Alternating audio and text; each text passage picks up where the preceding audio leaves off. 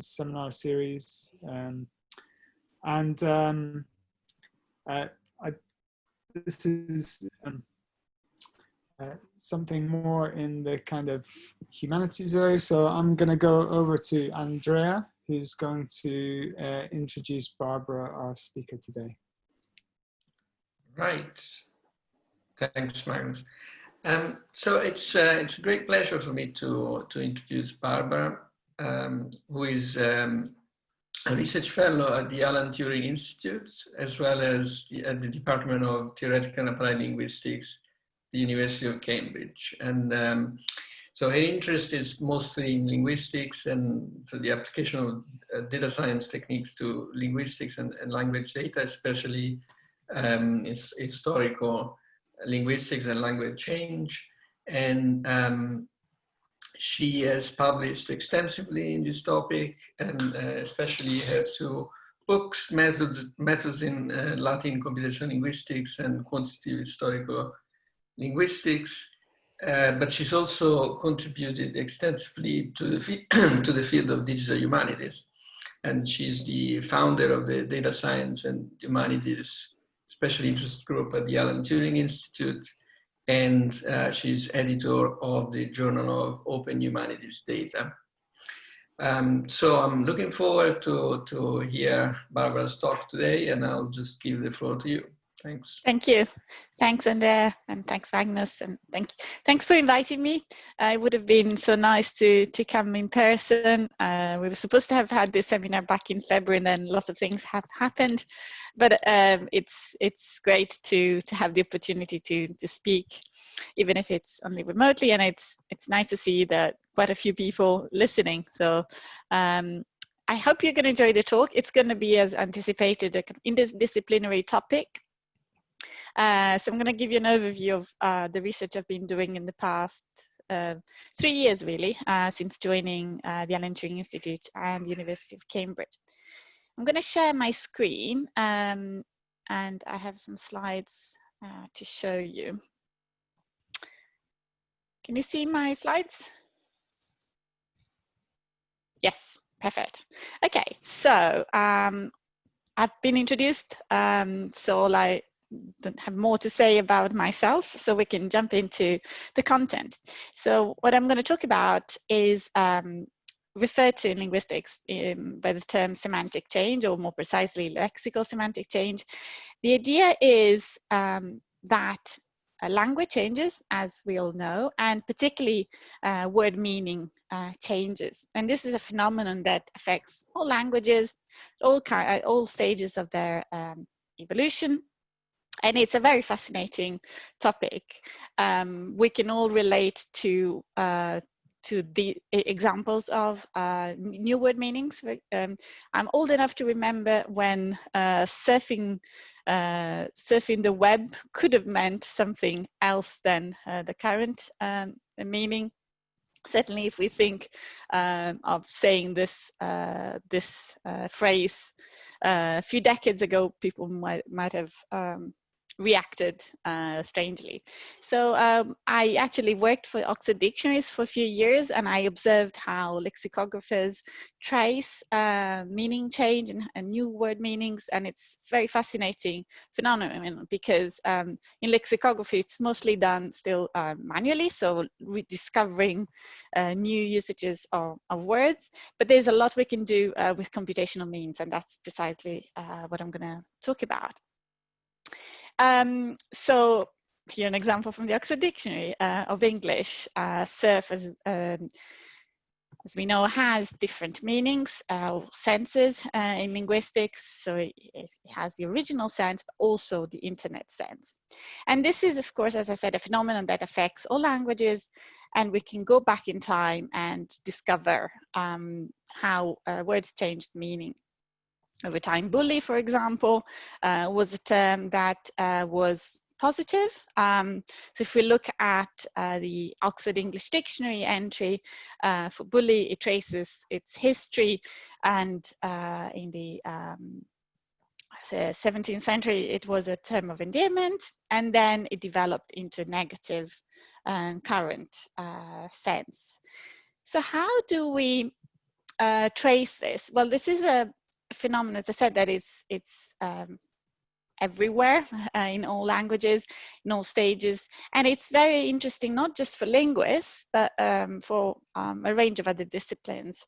Natural language processing, researchers are very interested in this because a lot of natural language processing tools rely on lists of words. For example, sentiment analysis systems that tell you what the sentiment of a text is, rely on words, word lists, lexicons of positive, negative, neutral terms.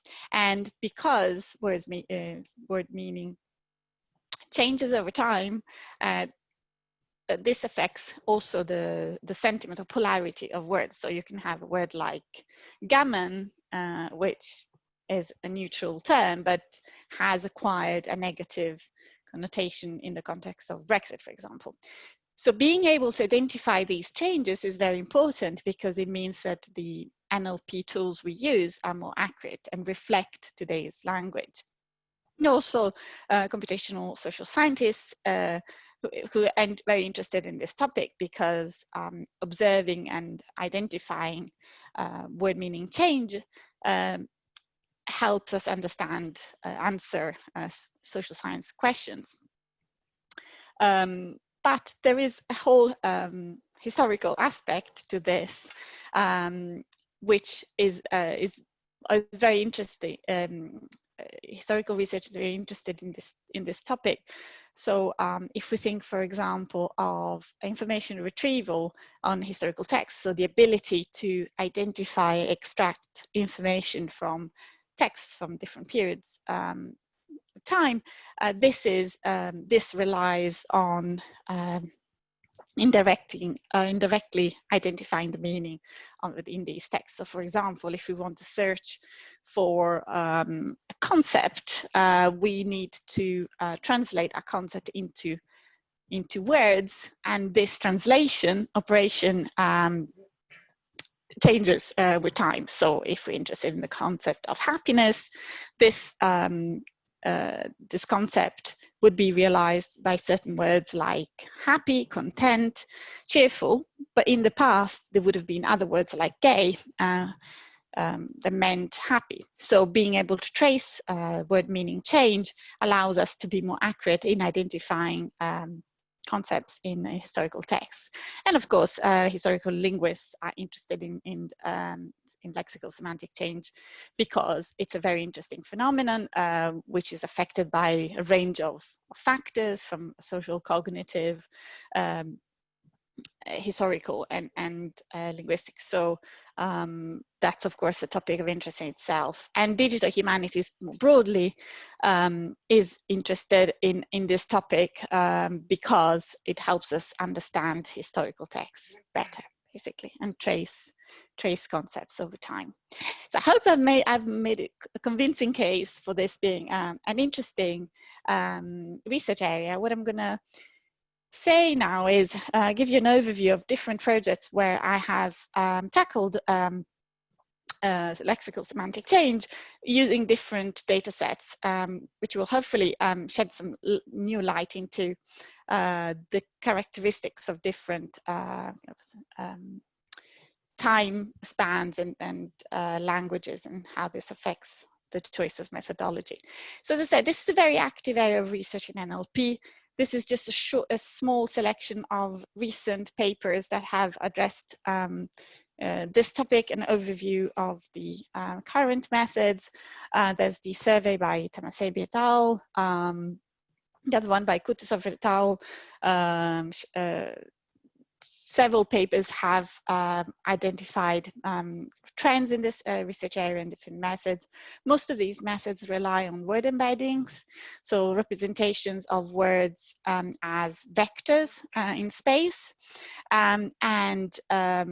it's a very active area, so active that actually I'm part of a group of people who've organized a task, shared task at the Semeval 2020 competition.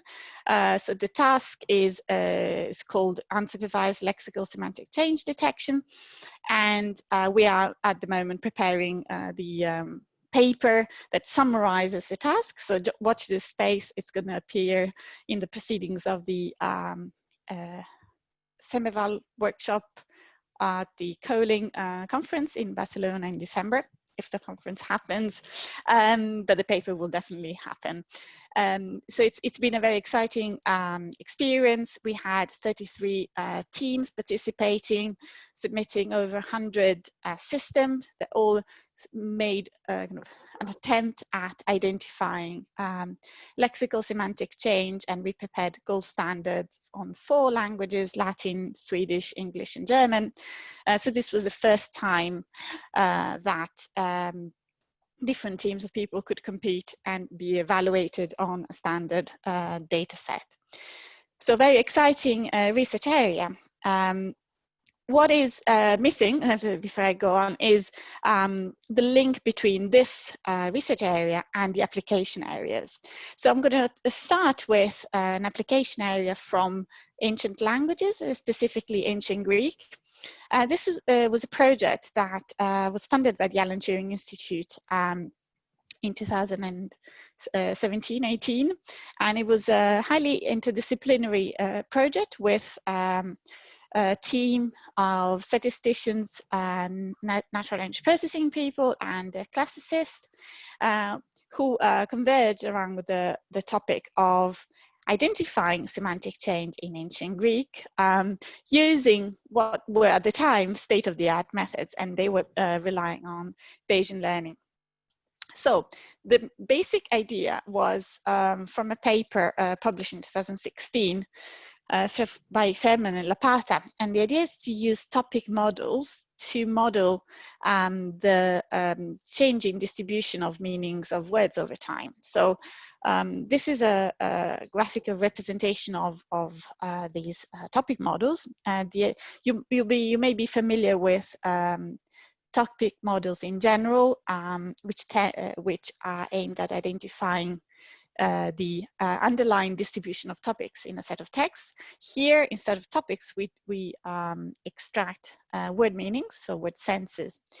So you see different colors corresponding to different senses of the word power. And you can see that the corpus has been divided into 20-year intervals, and the height of the different colored rectangles changes over time, highlighting how the senses became more or less common over time. So, for example, here you see the violet sense is the sense of power related to energy, and it's almost non-existent early on, and then it starts being more prominent around the time of the Industrial Revolution. So this is a very effective example of a model that was trained on simply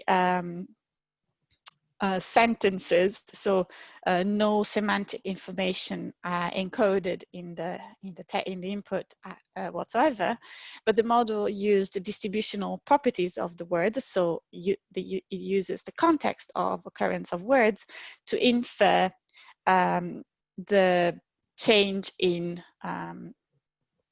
distribution of senses of these words. So what we thought was, let's try and do this for ancient Greek. It should be pretty straightforward. Turned out, of course, it wasn't, because there are lots of challenges given by ancient texts. First of all, assembling a corpus. So these are the 2 references, 2 papers that came out of this project. So collaboration with all the people listed here. So we built a corpus because there wasn't one that we could use. 10 million tokens, so very large for ancient Greek, covering a very large time span. So that was one big difference with the state of the art in NLP which typically had used corpora that were much bigger, but also covering a much smaller time span, typically a couple of centuries at most. So Google Books and the latest kind of books in Google Books is one typical example. So this is distribution of our corpus, very uneven. You see different centuries covered, and a number of tokens for every, so number of words for every century, and we divided it into genres to highlight also the uneven distribution across genres. This is a fact that we need to live with whenever working with ancient languages. We can't really pick a very balanced corpus, a corpus that has an even distribution of genres, because we don't have that luxury.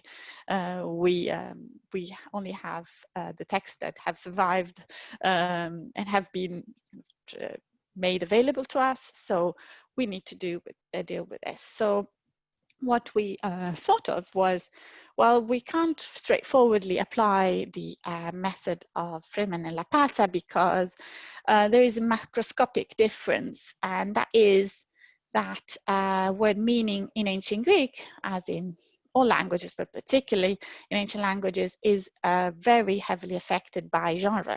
So if you have a medical text, for example, you have a word that could mean, like mus, that can mean both anatomical muscle and also the animal mouse, then depending on the genre of your text, of course, the word will have different meaning, and that can override the historical trend. So even if the word had changed meaning over time, the genre may play an even bigger role than time.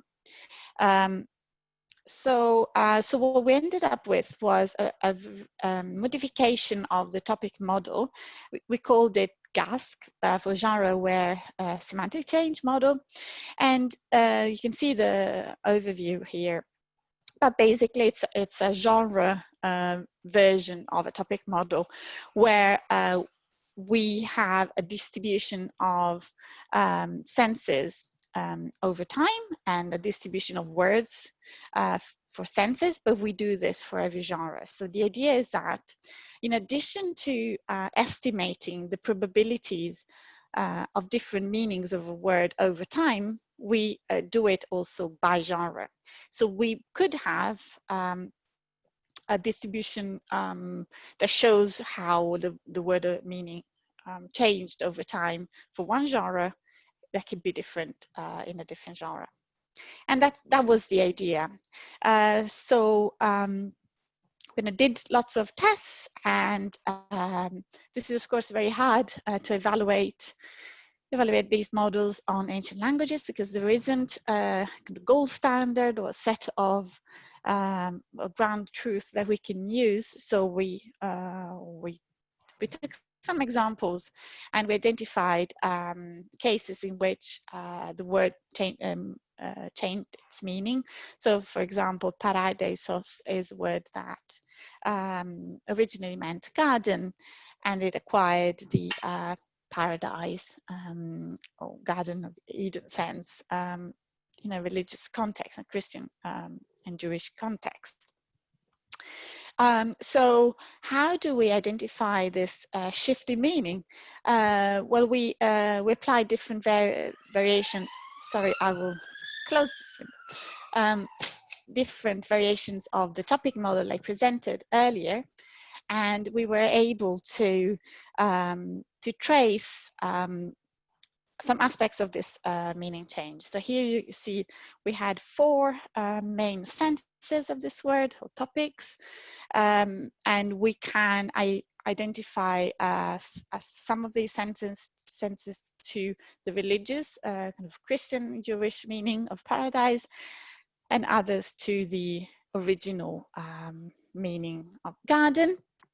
I've highlighted the garden meaning in red and the paradise in blue. It's not completely binary and clear cut, but we can definitely see a difference. So words like God and eat the fruit refer to paradise actually, but then other words like tree, water, place refer to the garden sense. So what we can then see is that if we associate these four senses to actually two main macro meanings, the paradise sense is more present in the 3rd and 2nd century before Christ and the 4th century after Christ, which actually correspond to the dates in which the Old Testament and New Testament and Christian texts are dated from our corpus.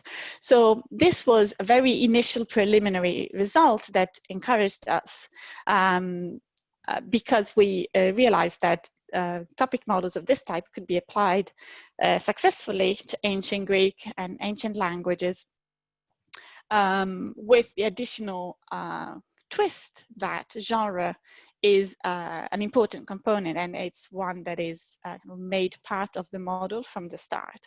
So it was a nice example of a model that was expert informed, because the classicist in the team was the one who told us about kind of the importance of genre and how it had to be factored in the model.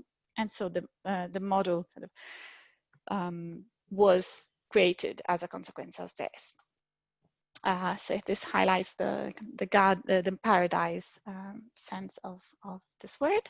So just to sum up, this is of course still very preliminary. We're working on a follow-up study on this method, applied also to Latin and to more kind of wider set of words. But the main take-home message lesson I learned from this experience was that when applying these methods that were developed really for modern languages to ancient languages, we have to rethink the way we design the study, because we're talking to a different audience. So here the audience was classicists, and the nature of the data, the corpora we had was also very different, smaller size, very kind of idiosyncratic with unbalanced distribution. So what we opted for was a knowledge rich modeling type of approach, where we use, in this case, the genre as an added dimension to the model that made our model more aware of the complexities of the phenomenon we're trying to analyze. So rather than going for brute force approach, which typically works quite well when you have a large corpus of very kind of standardized language, we went for a more nuanced, complex, but more interpretable model. So the next example I'm going to show is totally different approach. It does deal with contemporary texts, and it does also use word vectors. So unlike Bayesian learning and topic models, here we use a different kind of paradigm. And I'm going to show, I mean, for those of you who are not familiar with word-space models, the idea is that you represent the meaning of a word geometrically as a vector, as a point or direction in space, and you can measure similarity between words in terms of geometric similarity. And these vectors are defined based on the context of occurrence of this word. So it's a so-called distributional hypothesis that basically tells us that we can infer certain aspects of the meaning of a word just by looking at it, at the words that it co-occurs with. So in this case, the intuition is that we can look at the words that are similar to a given word and how this changes over time. This is an intuition that is part of the research in lexical semantic change detection since the beginnings. There's this famous paper by Hamilton et al. 2016, where they modeled English and other languages in this way. So they created semantic spaces representing the the semantics of words at different points in time, and then they were able to trace the changing meaning of certain words over time by simply calculating how the vector for the same word changed. So, for example, they identified that gay in the 1900s was similar to words like cheerful and pleasant, and then over time it became more similar to words like homosexual and lesbian, and that points to the kind of more current meaning of the word. So what we decided to do was to use a very different corpus from the ancient Greek one. This case, it's the UK Web Archive.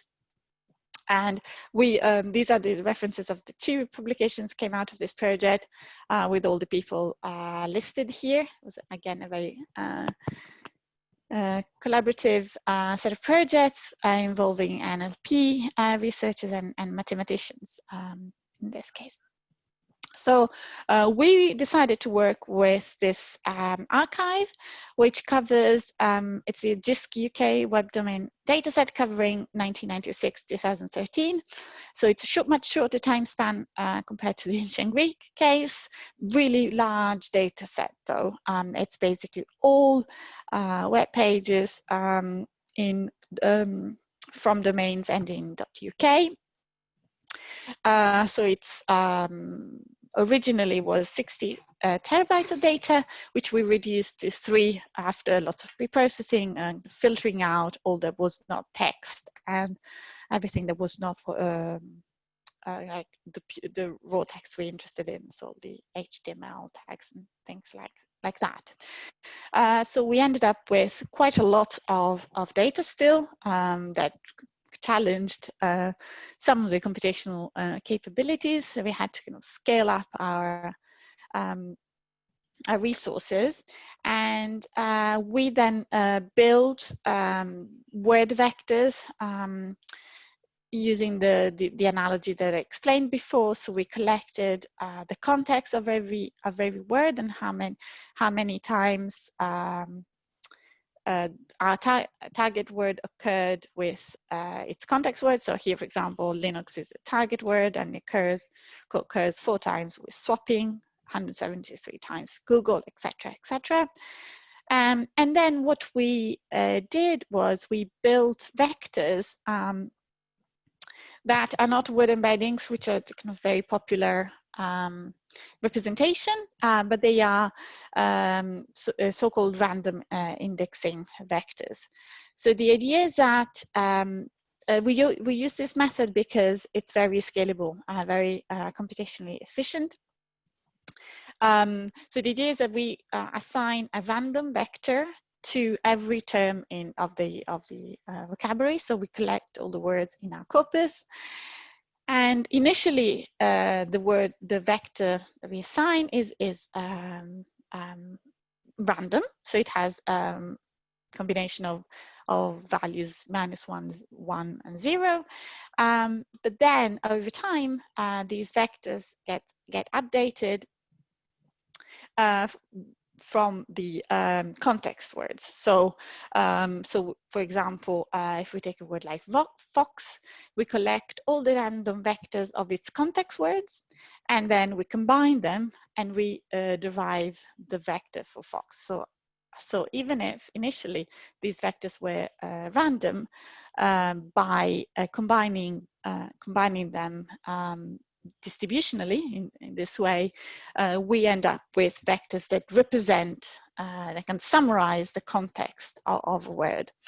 And then we can do operations with these vectors. Now, a variant of this method that considers time is called temporal random indexing, was developed by Pierpaolo Basile originally, and the idea is that to do this over time. So instead of creating one word space for all your corpus, you divide your corpus into time periods. In our case, we did it yearly because we could afford to do that. We had a lot of data, and because random indexing vectors are by definition comparable over time in these different corpora, we could trace them directly. So the idea is that we can say, for example, what is the vector for surf in 1996 and what is the vector for surf in 2001. And we can compare these two vectors directly because of the way the word spaces are built. And we can see whether these two vectors are close together or whether they are similar or not. And if they are very similar, that's an indication that the word did not change its meaning. If they're very dissimilar, for example, the cosine between them, so the angle between them is very wide, then but simply that's an indication that the word might have changed meaning. Now, obviously, this implies, it kind of assumes that the whole meaning of a word can be summarized by just one vector, and this has been proven to be problematic in some cases, and that's why people have suggested creating sense vectors, for example, rather than word vectors. But it's actually quite an effective way of capturing macro changes in the meaning of words. So we created a different time series starting from these vectors. So we I won't go into the details, but basically we traced the similarity of these vectors over time.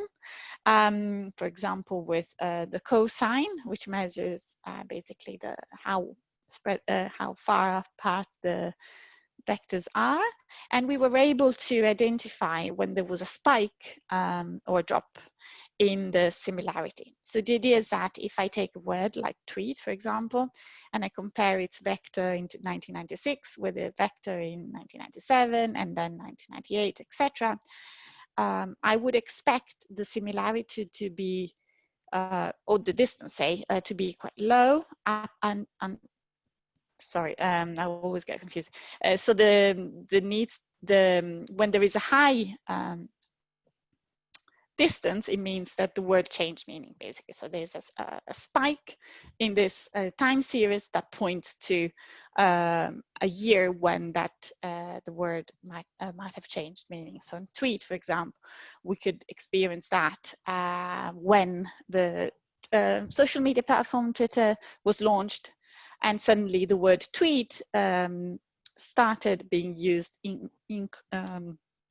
new contexts, in context with words like post and message and things like that. So in order to identify when these spikes in our time series happened, we had kind of devised different methods. One of them was change point detection method called the mean shift model. And the idea is basically to identify when the time series has a spike that is statistically significant. So we can visualize this like this. So if we have the kind of we're tracing the similarity of the word to itself over time, and we see that this drops at some point. With different methods, we can apply change point detection methods to say this is a time when the word might have changed meaning. So one simple case is what we call the valley model, where basically we consider a change point when the value in the time series is lower than the previous value. It's a very simple method. What we call variance model was when the difference between the value in time series at one point and at the point before that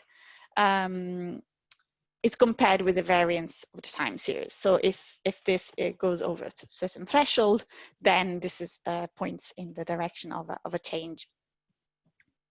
And this way we were able to find interesting examples of semantic change.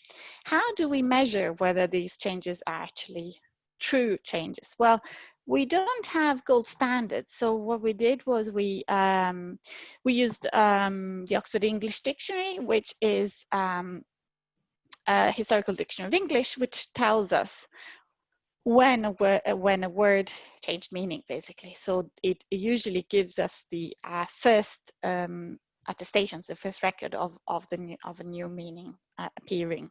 So here, for example, in case of tweet, it says that in 2006, it gives a quote from 2006 or when the social media meaning appeared. So using the data set from the Oxford English Dictionary, we were able to compare the changes identified by a system with the changes from the dictionary. And we achieved quite a high recall, but very low precision. In other words, of all the changes that the Oxford English Dictionary kind of recorded, we identified very high proportion, about 85%. But we identified many more changes. And of course, a lot of those changes could be genuine, just may not have found their way into the dictionary yet, or they may not be genuine. So because we have several thousand, next step will be to go into kind of in-depth analysis to see this. We also experimented with a couple of other methods. So I'm going to go quickly because I can see time is almost up. So just to give you the overview, we also experimented with word embeddings, which are basically a way to represent word meaning with vectors, but that come as a result of neural network operation. So they are dense vectors that do not directly represent the context of a word, but still represent contextual properties of the word. And what we did was we adapted existing methods and we devised a new way of aligning word embeddings. So the basic idea is that you can define word spaces, word embedding spaces for every time period you choose. And then you need to align these spaces, unlike with random indexing, where this alignment is not needed because the vectors are directly comparable. In the case of word embeddings, typically word to vec, for example, you do need to align the spaces in order to be able to trace the same word across time. And we did this using widely used method called orthogonal procustes, but we changed the method with the introduction of so-called anchor words. So the idea is that when we align these spaces, we also make use of the fact that certain words for sure will not have changed. So typically those are function words, words like prepositions or determiners, articles, that gives us the confidence, that when we trace them over time in these different spaces, they will not have changed meaning. So we call them anchor words, and we use this to improve the alignment algorithm, basically. So just to say it very briefly, we were able to identify candidates for semantic change like cloud, tweet, BlackBerry, tablet, which were kind of revealing. You can see here some examples of neighbors, so words that are similar to a target word and how that changed over time. So for example, BlackBerry had neighbors like gooseberry, raspberry, strawberry. That was before 2000, and then after we have neighbors like smartphone, Android, etc., pointing to a change in meaning, of course, after the introduction of the BlackBerry mobile phone. And very briefly, the last example I'm going to briefly show is on Twitter. So this was yet another data set, very different from both ancient Greek and the web archive. Here, the time span covered very small, 5.5 years, but very large data set of 1.6 billion tweets, so 20 billion tokens. So what we find, skipping through the methods which were basically adaptations of word embedding and methods that I explained before, what we found were interesting type of changes. They're not what linguists would call lexical semantic change. Most of these were affected entities, named entities, like names of people or platforms. For example, Vine is I learned a video hosting platform. So when we analyzed the context of these words with the methods I just explained, we were able to find when these words were used in different contexts. This is typically corresponds to events like launches of new platforms or a new song becoming very popular in the Twitter sphere and so on. So this was an interesting finding because it is a consequence of having chosen a much smaller time span, a very different corpus in nature. So these are some examples of words and when they changed, even though the type of change we discovered is much more ephemeral than one with other corpora. So just to summarize and wrap up, from this kind of brief overview of different projects tackling semantic change detection, I had the opportunity to reflect on the different approaches that scholars and researchers use and the type of questions they ask themselves. So in the case of historical texts, the focus is much more on new insights into the language and kind of answering research questions that are of relevance to humanists, for example. And the type of models we would want to use would be more knowledge rich because they need to encode a lot of knowledge that scholars kind of draw on when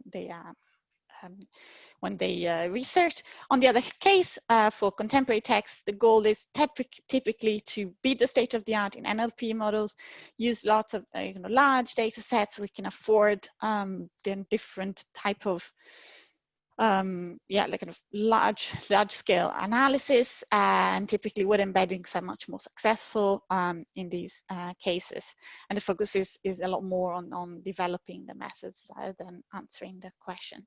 So just to finish, as I said before, we've organized this SEMEVAL task, so we are preparing the results. There will be very interesting results on dozens of systems which have submitted to this competition, and this is going to allow us to see what is a current state of the art in the area. So thank you very much. These are my two email addresses for any questions, but of course I'm available to answer any questions now. Thank you very much, Barbara.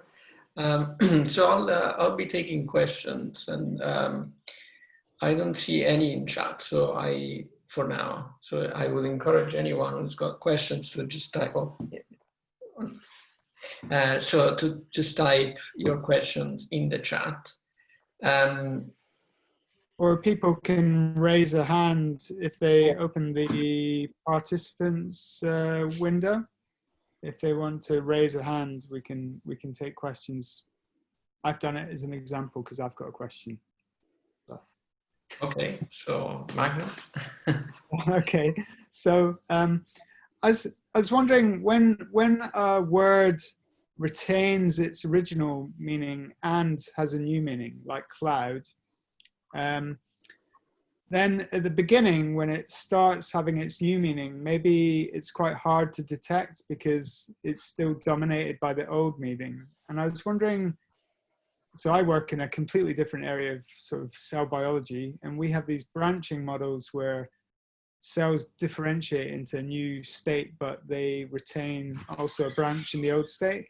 And I was wondering whether it's useful to model both the original and the new state together, because it might give you more sensitivity to detect the new state.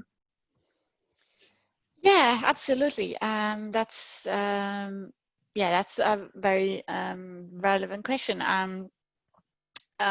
It's true that models that are based on representing the meaning of a word just by a single vector have this drawback that they will conflate all the semantics, all the context of usage of the word into one single vector, and that's that can be very noisy because you can't distinguish that.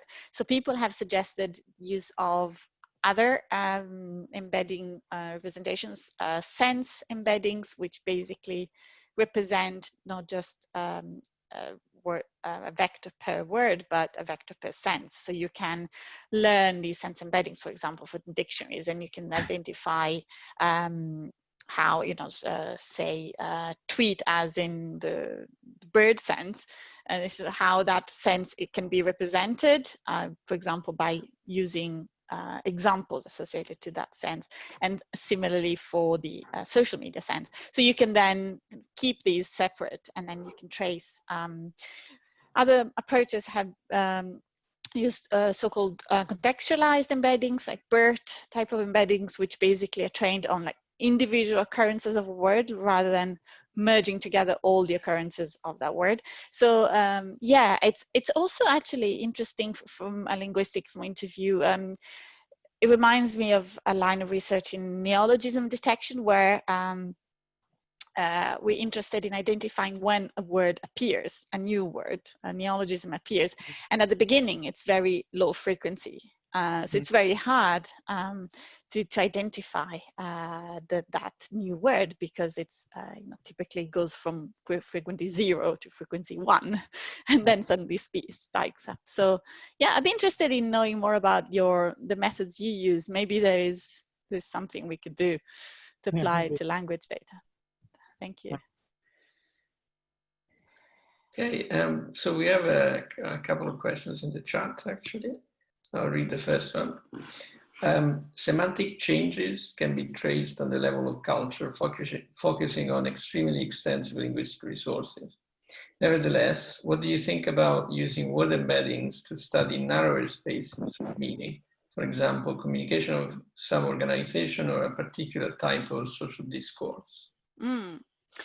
Yes, yes, I didn't even touch on this, but it's a very, very interesting area. So the idea is to transfer what I said from the time dimension to the kind of variation. So it's variation versus change, basically. So the idea is that language changes over time, but also changes according to different dimensions, whether it's community, kind of geography, style, register, and these are all dimensions that can be modeled using similar approaches. And there is some research done on this. I remember a paper by Marco Del Tredici et al.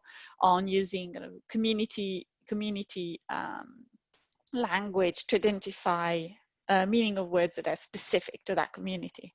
So yeah, definitely worth doing. And because the two are so closely related, so change and variation are sometimes really undistinguishable. That's the next step. I mean, that's one of the things that actually this research area should be doing, and it's combining temporal modeling with multidimensional modeling, so to speak, across other dimensions. Okay, we have someone who raised their hand. I don't know if the host can. That'd be me, I think. Andrew, maybe. Yes. Yeah. Right. So I have two kind of interlinked questions. I wonder whether you've thought at all about whether it's going to be possible to predict semantic drift in advance, or whether you've given any thought to identifying words that might be kind of ripe for repurposing by, ad campaigns or new rising brands who need names for stuff. Yeah, that's a fascinating topic. So I have given some thought to this, and I haven't yet found a model that can predict change, partly because my interest is in historical text, and partly is because it's very hard. So there are some factors that we could identify as being kind of indicators of upcoming change. but there's also a lot of factors we don't have any control over. So it'd be nice to do quantitative analysis to tease the two apart. We have recently published a paper with Stephen Wilson, Walid Magdi, and Gareth Tyson. I can give you the reference, but it was presented at Web Science Workshop this year, and where we tracked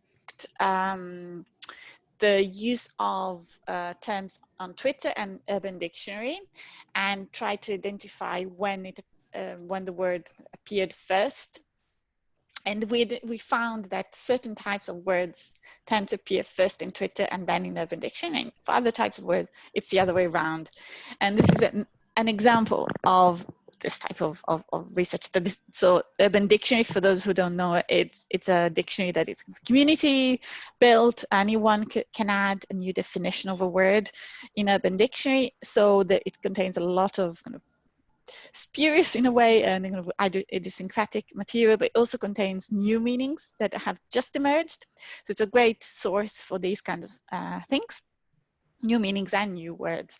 So yeah, I'm interested in pursuing this further. It's just very complex. The other question was on, what was it again? Sorry. Oh, you know what? I think that one can leave it. But sorry, real quick. Can you historically? Do you think you can trace back to the turning point in the changes of word meanings?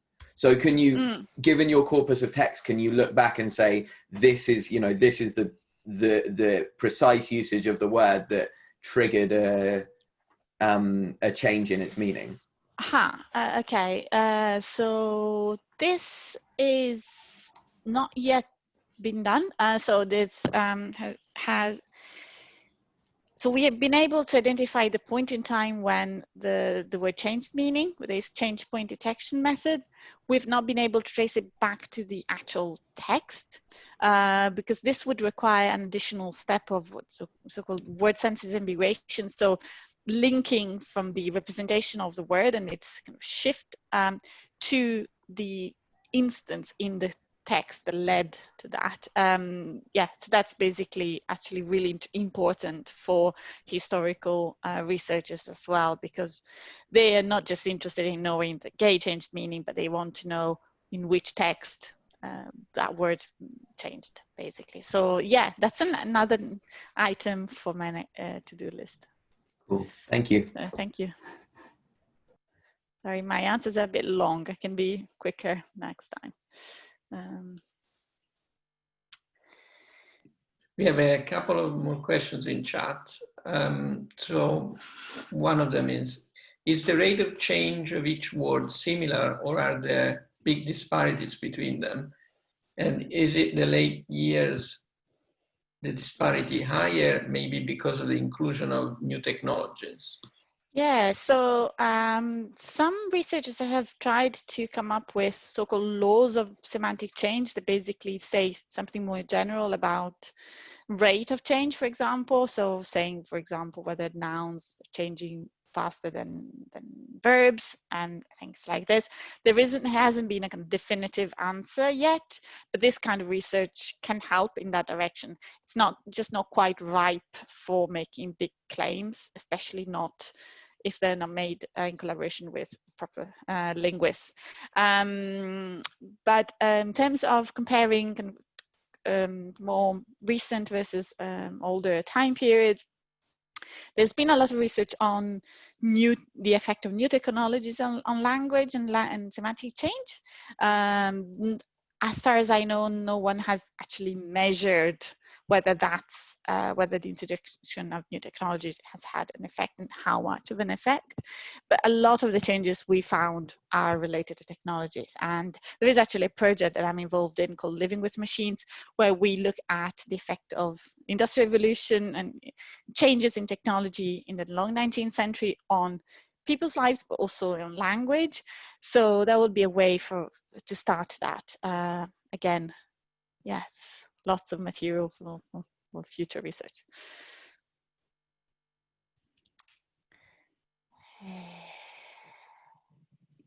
Okay, and we have another one.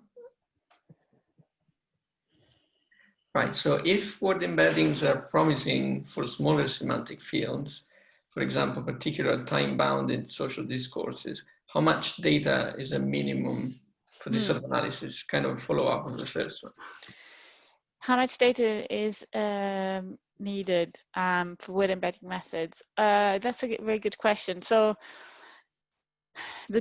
well, there isn't a kind of one single answer, but the research has found that you do need a relatively large corpus. I think that people have done some evaluation saying that you need at least the order of tens of millions of words. We actually are in the process of testing these methods on Latin as well as ancient Greek.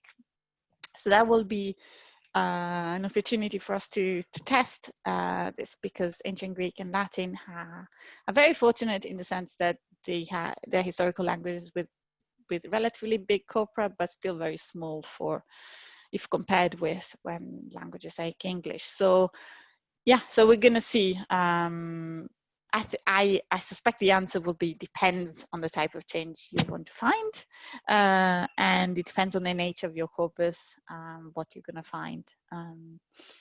But yes, the paper is being preparation, so watch this space for Latin and ancient Greek results over the coming months or year.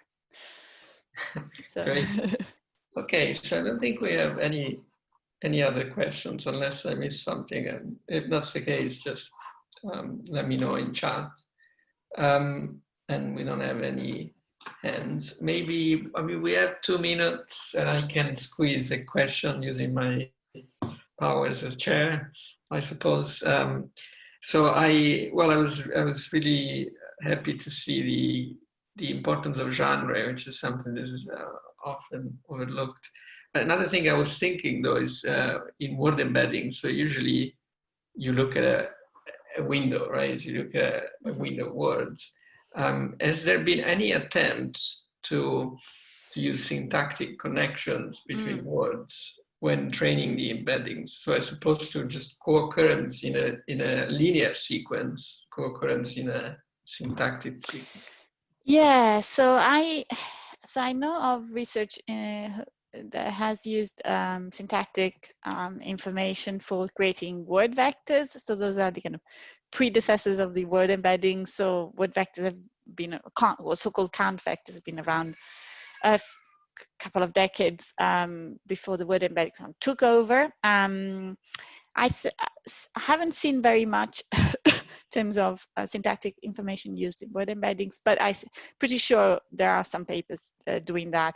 They're just not very widely used because I think it's just easier to train word embeddings on like flat, kind of token co-occurrence. But